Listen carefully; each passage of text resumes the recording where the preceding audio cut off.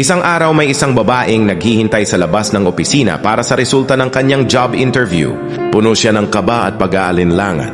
Napansin niya ang isa pang aplikante na masayang lumabas mula sa interview room kampante at nakangiti. Naisip niya, siguradong siya na ang natanggap. Bakit pa ako nag-aaksaya ng oras dito? Dumating ang sandaling tinawag na ang kanyang pangalan at halos wala na siyang ganang pumasok. Nang matapos ang interview, sinabihan siyang maghintay ng tawag.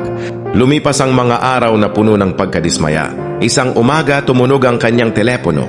Ito ay mula sa kumpanya. Inaalok sa kanya ang isang mas mataas na posisyon kaysa sa ina-applyan niya. Nang pumasok siya sa kanyang unang araw, nakita niya ang babaeng inakala niyang karibal. Doon niya nalaman kung sa akin talaga ito ibibigay ng Diyos sa tamang panahon. Huli na para pagdudahan ng sarili, napagtanto niyang may mas magandang plano ang tadhana para sa kanya. Bago ka sumuko, magtiwala ka.